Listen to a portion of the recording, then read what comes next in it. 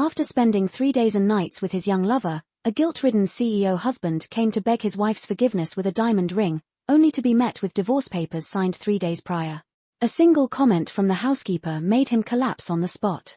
The clock pointed to 7 in the evening, and the food on the dining table had grown cold. I sat at the table, my gaze fixed on the unlit candles, my heart heavy. I picked up my phone to text my husband, James, but quickly put it down.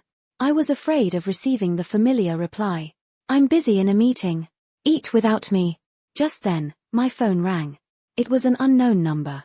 I hesitated before answering. A young woman's cheerful voice came through the receiver. "Hello, is this Sarah Anderson's phone? I'm calling from Bella Flora." Confused, I furrowed my brow and replied, "You have the wrong number. This is Sarah, not I'm sorry. Who did you say you were calling for?" The employee sounded flustered. I could hear the rustling of papers before she spoke again, her voice urgent. "Oh, I apologize. It's just that this number is saved as the primary recipient in Mr. James Anderson's VIP client profile.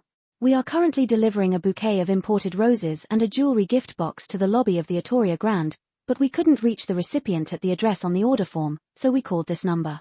My ears rang and my heart pounded as if it would burst. James imported roses, jewelry, and the unfamiliar name, Bella.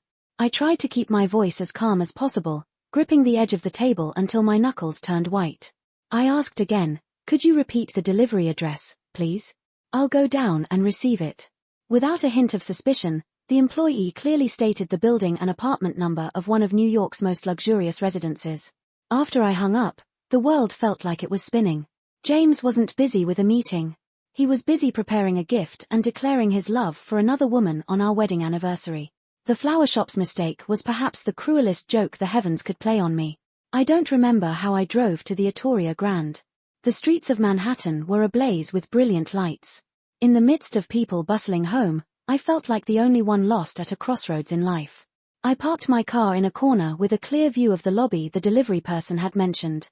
Less than 10 minutes later, a familiar luxury sedan pulled up to the entrance. The door opened and James got out. He was wearing the same grey suit I had ironed for him that morning. A radiant smile graced his face, a smile I hadn't seen directed at me in a very long time. But what shattered my heart wasn't his appearance, but the woman who came out of the building to greet him. She was very young, with long, wavy hair, wearing a thin silk dress that clung to her figure. James took the bouquet from the delivery person and gently handed it to her. Then he pulled a red velvet box from his jacket pocket and opened it. Even under the warm lobby lights, the sparkle of the diamond on the ring was unmistakable. It was several times larger and more brilliant than the simple wedding band on my finger. The woman, Bella, giggled and extended her hand for James to slide the ring on. She stood on her tiptoes, whispered something in his ear, and he laughed heartily, pulling her waist into a tight embrace. That hug contained a level of affection and tenderness that I had never received in our 5 years of marriage, no matter how much I sacrificed or tried. While I was at home worrying he was working too hard and preparing a hearty meal for him, he was busy building a new nest with his lover. That diamond ring was surely a perfect size for her slender finger. Not for my size 7, calloused from years of housework. Tears didn't come, but a searing pain shot through my throat. I opened the car door and stepped onto the street. The night air was bitingly cold, but not as cold as my heart. I had to go to them, not out of jealousy, but to see the true face of the man I had dedicated my youth to loving. I took heavy steps toward the two who were lost in their passionate embrace. The distance of a few dozen feet felt like thousands of miles. The sound of my heels on the pavement echoed dryly and lonely amidst the city's laughter. As I approached, it was Bella who saw me first. The smile vanished from her lips, replaced by the terrified look of a deer caught by a predator. She quickly pulled her hand back, hiding the diamond ring behind her, and burrowed into James's chest, her voice trembling. "James, it's your wife. Mrs. Anderson is here." James spun around the moment he saw me. His eyes held none of the surprise or guilt I had imagined. Instead, he furrowed his dark brows, his face a mask of undisguised irritation and disgust. He let go of Bella's hand, but still stood in front of her as if to protect her. I stopped before them and took a deep breath to keep my voice from trembling. Looking directly into James's eyes, I glanced at the magnificent rose bouquet in Bella's hands and said softly, "So, this was your meeting. The flowers are beautiful. The ring suits you, too. Congratulations to you both." James scoffed coldly and adjusted the collar of his jacket. His voice was like ice. Are you spying on me? I never knew you were such a pathetic, obsessive woman, Sarah. What I do and where I do it is my business. It's none of your concern. His words were daggers piercing my heart. I laughed bitterly. I am your wife. Your legally recognized wife. My husband is giving another woman a ring on our wedding anniversary, and you say I have no right to be concerned. Then who does? This woman. At my words, tears began to stream down Bella's perfectly made-up face. She clutched James's sleeve and sobbed. James, I'm sorry. It's all my fault. Mrs. Anderson, please don't blame him. He just came to see me for a moment because he felt sorry for me being all alone. Seeing his lover cry, James's expression filled with pity. He glared at me and shouted, "Shut up. What do you know to speak so recklessly? Bella is not the kind of woman you think she is. She's the person who saved my life." I was stunned. The person who saved your life? Every time James mentioned Bella, his voice was filled with gratitude and reverence. Last month on my business trip to Miami, I collapsed from anaphylactic shock in my hotel. I almost died. Bella found me and rushed me to the emergency room. She stayed by my side all night, taking care of me when I had no one. She saved my life. I owe her, and it's my duty to look after her. Listening to him, I could only laugh in disbelief. How could he believe such a clumsy staged drama? My voice choked with indignation as I looked at him. She took you to the ER once and for that you call her your savior and betray your wife. Then what about my father? What about my father who died in a burning car trying to save you in that accident years ago? Was his life worth less than her taking you to the hospital once? The mention of my father made James pause for a moment, but his face quickly hardened again. He looked at me with cruel eyes. I have never forgotten what your father did. But for the past 5 years, I married you, gave you the honor of being Mrs. Anderson, and supported your family without sparing a single dollar. I believe I have more than repaid that debt with this marriage, but Bella is alone now. I can't abandon her. More than repaid, I whispered the words, a constricting pain seizing my chest. In his eyes, my father's death and my entire life were nothing more than a debt that could be quantified and settled with money and a hollow title. The crosswalk light turned green. Bella suddenly walked up to me and whispered just loud enough for me to hear, "You're old news. Let him go. This man is mine now." Before her words had even finished, she stumbled and fell into the middle of the street right in the path of an approaching motorcycle. The sharp screech of brakes tore through the air. "Bella!" James screamed. In an instant, he rushed forward, shoved me violently aside, and wrapped his arms around her. The force of his push sent me staggering, and I fell helplessly onto the gravel-strewn sidewalk. A searing pain shot through my knees and elbows as they scraped against the ground, blood seeping through and staining my pants. James held Bella tightly in his arms and turned to me with eyes burning with hatred. He yelled in the middle of the bustling street. "You're not just obsessive, you're wicked. You pushed my savior in front of a bike. If anything happens to Bella, I will not let you get away with this."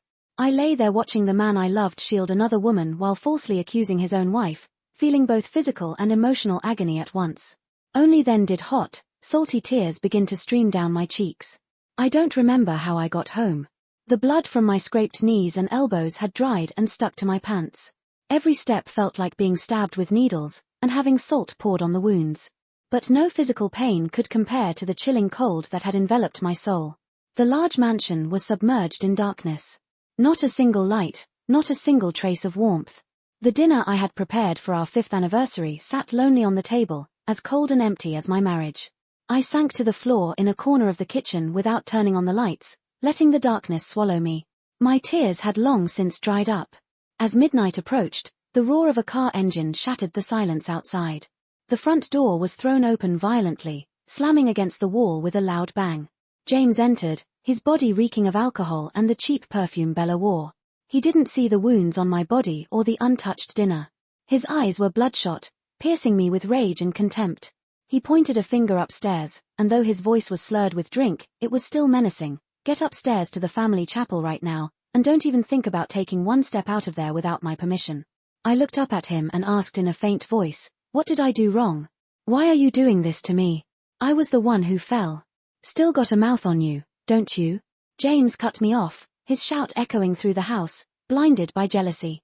"You push my savior in front of a moving vehicle. Bella's arms and legs are all scraped up, and she's in psychological shock. How could a delicate girl like her handle a venomous woman like you? The Anderson family has always valued decency. I will not tolerate a wife with a serpent's heart like yours. Go up there, kneel before our ancestors' memorials, and repent. Our housekeeper, Maria, who had come out of the main bedroom, saw my wretched state and rushed over in shock. She knelt at James' feet, crying and pleading.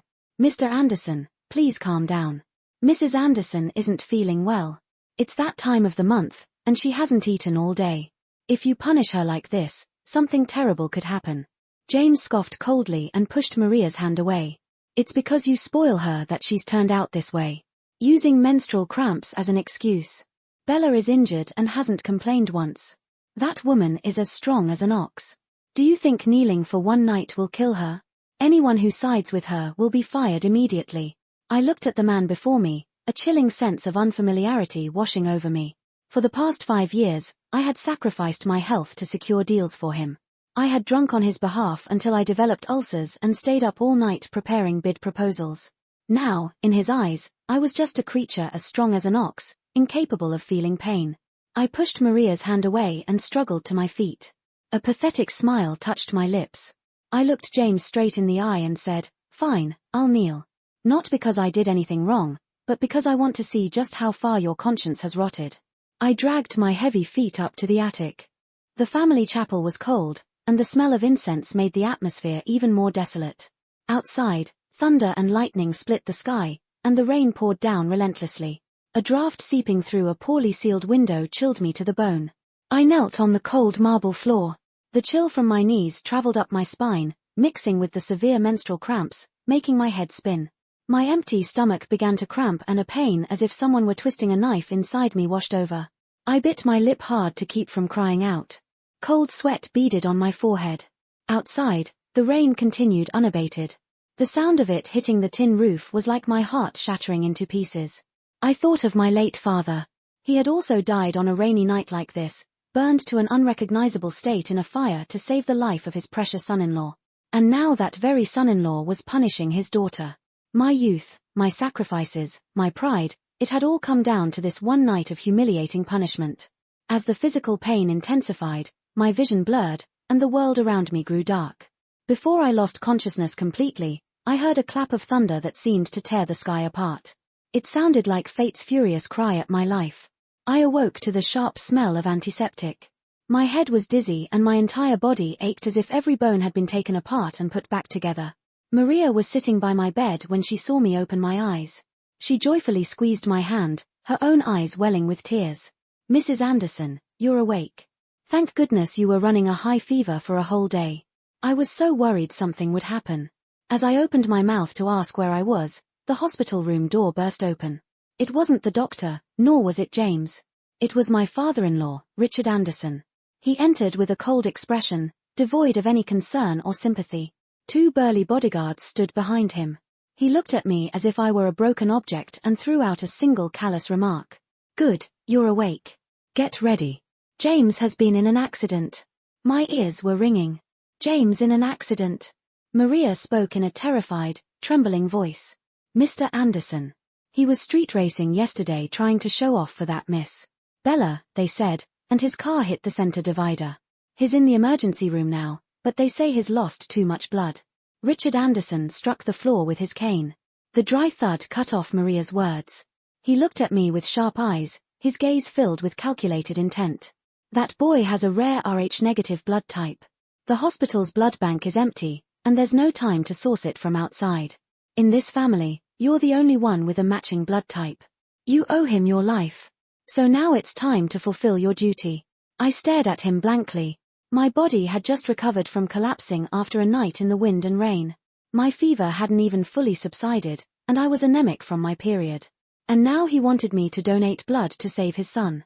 I laughed weakly, my voice. "Father, I just collapsed from exhaustion. The doctor said, I need rest. Drawing my blood now would be the same as killing me. He has his lover, doesn't he? Why don't you ask her to donate?" Richard Anderson sneered. A look of contempt spreading across his old face. He leaned in and whispered in my ear, his voice as cold as a serpent's. "She's O positive. It won't work, and you don't have the right to refuse." I know your father's ashes are kept in the St. Patrick's Cathedral columbarium. If you donate 800 cubic centimeters of blood and save James, I'll use my influence to get that urn into your hands. You can lay him to rest properly in your hometown. But if you refuse, well, it's a shame that cathedral is scheduled for demolition for a redevelopment project soon. Your father wouldn't rest easy if his ashes were mixed with dust and rubble. I was speechless. My father's urn was my most precious possession and my only weakness. In the past, I had trusted the Anderson family's power and had his ashes interred in a place they sponsored. I never dreamed it would become a tool to blackmail me. The cruelty of this family was beyond human imagination. I looked at Richard Anderson at the cold-bloodedness deep in his eyes. I knew I had no other choice. James's life didn't matter to me, but I could not give up my father's peaceful rest. All right, I'll do it. I uttered each word, heavy as lead. But you must keep your promise. I want my father's urn back as soon as this is over. Richard Anderson nodded in satisfaction and gestured to the doctor. I was moved to the blood donation room. A thick needle pierced my skin and my red blood flowed out of my weak body to give life to the betrayer lying in the next room. 400 cubic centimeters. 600 cubic centimeters. My head began to spin. My vision blurred. My heart raced and it became hard to breathe. The doctor spoke to Richard Anderson with concern. Mr. Anderson, drawing 800 cubic centimeters at once is extremely dangerous for the patient's condition. She could go into shock. I don't care. Keep drawing. My son has to live. His life is more important. Richard Anderson commanded coldly without even a single glance in my direction. I closed my eyes. Tears soaked my pillow. In my hazy consciousness, I saw my father smiling and waving at me. This 800 cubic centimeters of blood is the last debt I am repaying to the Anderson family. From now on, our connection is completely severed. I woke up after being in a deep coma for over a day. The first thing I felt was a sense of emptiness and lightness, as if my soul had left my body. My right arm, where the four had been, was bruised, dark blue, and throbbing. There was no one by my side. No flowers, no fruit, just the sterile hospital room filled with the hum of the air conditioner. I struggled to sit up, a wave of dizziness forcing me to grip the bed rail tightly. I stumbled my way to the intensive care unit where James was. Through the glass window, I could see he was awake. His face was pale, but he seemed much more lucid. But what I saw inside horrified me. Bella was sitting by his bed feeding him oatmeal one spoonful at a time. She was wearing a patient's gown, a white bandage wrapped around her wrist, looking incredibly pitiful and frail. James looked at her with eyes full of gratitude and love, holding her injured hand as if it were a precious treasure. When I opened the door and entered, they both turned in surprise. The moment James saw me, his expression turned icy, the previous tenderness vanishing completely. Though still weak, he shouted in a voice full of reproach, "What are you doing here? Your husband is on the brink of death, and you don't even show your face. Where have you been gallivanting all day to only show up now? You truly are a heartless, cold-blooded woman." I froze on the spot, a lump forming in my throat. I looked at Bella, then at James, and laughed bitterly. Me, heartless? Do you have any idea why I couldn't come? Who do you think? Enough. James cut me off. He looked at Bella with adoration and pointed to her. Learn from Bella. With her delicate body, even though she doesn't have a rare blood type, she risked her own health to donate blood for me and collapsed on the spot. This woman loves me enough to risk her life. But you are a selfish, cowardly woman who only thinks of herself. Bella lowered her head, covering her face with her hands as she sobbed, her shoulders trembling delicately. James, don't scold her. I volunteered. As long as you could live, I would be fine even if I died. Watching this play unfold, I felt a chilling sense of disgust. The bandage on Bella's wrist was nothing but a prop for her second life-saving performance. She was stealing my credit, shamelessly accepting the gratitude that I had earned by risking my life to give 800 cubic centimeters of blood. And my husband, James, believed her without a shadow of a doubt. I didn't try to explain or argue. What was the use of explaining when a person's heart had already changed? In his eyes, I was already a thorn in his side. When despair hits rock bottom, a strange sense of peace takes over. Just then, the hospital room door opened again. Richard Anderson's personal lawyer entered, carrying a thick stack of documents. He placed them on the table and pushed them toward me. Mrs. Anderson, the chairman, has kept his promise. This is the transfer document for your father's urn. A car is waiting at the main entrance for you to go and retrieve it. And this is a pre-drafted divorce agreement. If you sign it, the chairman will wire you an alimony of $500,000. James seemed momentarily surprised by the divorce papers, but when he glanced at the frail-looking Bella beside him, he remained silent, giving his tacit consent. He looked at me with a challenging expression, as if daring me to sign. Without hesitation, I picked up the pen. I wrote my name firmly and forcefully on the fateful document. I didn't need to read the clauses, nor did I care about the paltry $500,000. All I needed was my freedom and my father's peace. I don't need the money, I said firmly. Use it to buy yourselves a clue. I'll just take what's mine. I slipped the wedding ring off my finger and placed it on the table next to the half-eaten bowl of oatmeal. The sound of metal hitting glass echoed coldly like the final shard of our tear-stained 5-year marriage. May you two enjoy your fraudulent happiness for a very, very long time. With those words, I turned and walked away without a single backward glance. My steps were unsteady, but my back was straight. A week later, James was discharged from the hospital. Thanks to Bella's devoted care and expensive medication, his health recovered quickly. On the way home, James stopped by the largest jewelry store in the city and picked out a new diamond ring, more expensive and of a newer design than the one he had previously given Bella. In his mind, he believed my signing the divorce papers was an impulsive act, a power play to tame him. He was convinced that all women love diamonds, and if he just humbled himself a little and offered a gift, I would return to being his obedient wife. He probably thought I had nowhere else to go anyway. How could a woman with no career and no background survive after leaving the Anderson family? The luxury sedan pulled up in front of the mansion. James, holding the velvet box, whistled as he got out of the car, but the moment he stepped inside, the smile on his face vanished. The house was eerily empty. The comforting smell of food that usually wafted from the kitchen was gone. The carefully arranged vase of flowers on the living room table was gone. And the small, delicate figure of his wife, who always rushed to take his briefcase and help him out of his jacket, was gone. Everything was cold and silent, like an abandoned house. "Sarah, Sarah, where are you?" James called out, but there was no answer. From the kitchen, Maria emerged, looking exhausted. Her eyes were swollen as if she had been crying for days. She stood before James, her trembling hands clasped together, and pulled a letter and my old wedding ring from her apron pocket. It was the ring I had left at the hospital, which the lawyer had brought back and given to her. "Mr. Anderson." Maria's voice was choked with emotion. "Mrs. Anderson, she's gone. She left the day you were admitted to the hospital. She packed up all of her personal belongings, leaving nothing behind." James snatched the ring and the envelope and tore it open. Inside was only the divorce paper with my signature and a small note. He scanned it, his face turning crimson with rage. She really left. James threw the velvet box with the new diamond ring to the floor. The box sprang open and the ring rolled under the sofa, glinting forlornly. Maria lowered her head and in a trembling voice relayed my final words. Each syllable was like a needle piercing James's sky-high pride before she left. "Mrs. Anderson asked me to pass on a message to you. She said, she wishes you a long and happy marriage with that woman." Hearing those words, James froze. He couldn't believe his ears. A long and happy marriage. Was that a blessing or a curse? How could the woman who had devoted her youth to loving him, who had endured silently for 5 years, turn her back so easily and coldly? "Lies. You're lying, Maria," James shouted, kicking a nearby chair. "She's putting on a show. This is just a tactic to make me go find her and beg her to come back. Not a chance. Let's see how many days she can last without my money. We'll see how long that pride of hers lasts." He paced the living room frantically, breathing heavily. He tried to convince himself that I was just angry and would soon come back, kneel, and beg for forgiveness. But deep in his anxious eyes, a vague fear began to blossom. The house, devoid of my warmth, felt terrifyingly large and lonely. He had never imagined my absence would leave such a vast void. James took out his phone and dialed my number.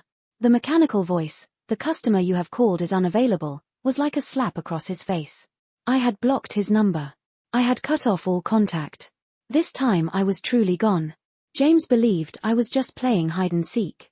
He thought a woman who had spent a year in the kitchen without a penny to her name would be like a fish out of water without the protection of the Anderson family. In his eyes, my silence was just a ploy for more attention. A way to provoke him by pretending to be unaffected by his absence, hiding somewhere and watching him. James decided to throw a lavish birthday party for Bella at our mansion. He decorated the house magnificently and invited all of his friends and close business partners. James's secretary, Mr. Stevens, who had witnessed my tragedy from beginning to end, was the only one who knew where I was. He came to the rundown apartment in a quiet part of the city where I was temporarily staying. He looked troubled and sorry. Mr. Stevens placed a luxurious gold-embossed invitation on the table and said hesitantly, "Mrs. Anderson, the chairman insisted I bring you. He said that if you don't come and watch him be happy, he will send people to disturb your father's resting place." I picked up the invitation. With my thin fingers, I lightly brushed over the embossed letters, spelling out the party's guest of honor, Bella. A bitter smile spread across my lips. He always knew how to touch my only weakness. "I'll go," I said, my voice so calm it even surprised Mr. Stevens. "But I'm not going to offer my blessings. I'm going to get back what's mine." That night, the mansion glowed with brilliant lights, and the sounds of sweet music and clinking glasses filled the air. I stood outside the iron gates, looking at the place that had been my home for the past 5 years. Now, it was a stage for another woman to play the role of the lady of the house. Instead of a fancy dress, I wore a simple beige shirt dress and light makeup to cover my pallor. When I entered, the noise in the living room momentarily subsided. Curious eyes turned towards me. Some were pitiful, some were mocking, and some were anticipating an entertaining spectacle. Bella was at the center of the party by James's side. She wore a striking red dress with a deep V-neck, and a triumphant smile appeared on her face as she saw me. Wine glass in hand, James looked at me with a satisfied glint in his eye. He thought I had finally given in and come back to beg. He raised his wine glass and spoke loudly. "Thank you all for coming today. On the birthday of Bella, the woman who gave me a new lease on life, I want to give her a special gift." He clapped his hands and a servant brought over an ornate wooden box. James opened it and took out a gleaming gold medal. It was the medal he had won in his first international car racing competition 6 years ago. A memento he had said was more precious than his life. For the past 5 years, I had polished it myself and kept it in a glass display case, considering it a symbol of the hardships we had overcome together. But now he held it in his hand and in front of all these people tenderly placed it around Bella's neck. James announced loudly, "This medal symbolizes my glory. From now on, my glory is yours as well. You deserve this more than anyone." Bella leaned against him, feigning shyness. But her eyes shot a provocative glance at me. My heart felt as if it were being squeezed, and I couldn't breathe. It wasn't because of jealousy, but because of regret. Regret for the youthful years I had dedicated to cherishing a man. In the end, the things I held most dear were being made a public spectacle by him, handed over to someone who had no idea of the sweat and tears hidden behind them. The air in the party froze.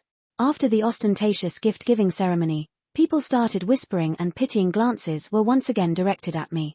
They were expecting a jealous tantrum, the tears of an abandoned wife, or at least a breakdown. But I did none of those things. I straightened my back, took a deep breath to calm the pain in my chest, and slowly walked towards the couple. My high heels clicked rhythmically and decisively on the cold marble floor. James saw me, and the smile on his face froze. He had expected begging, but my eyes held nothing but the stillness of a dead lake. I stopped just close enough to be out of reach of Bella's strong perfume, but close enough to clearly see the artifice on her face. I looked at the gold medal on Bella's chest, then looked up at James and said quietly but clearly, "James, do you remember when you won this medal? Who stayed up for 3 nights sewing your torn racing suit? Who sold her mother's heirloom necklace to buy a plane ticket so you could compete?" James flinched, a look of embarrassment crossing his face. The old memories he had tried so hard to bury were being laid bare by my words.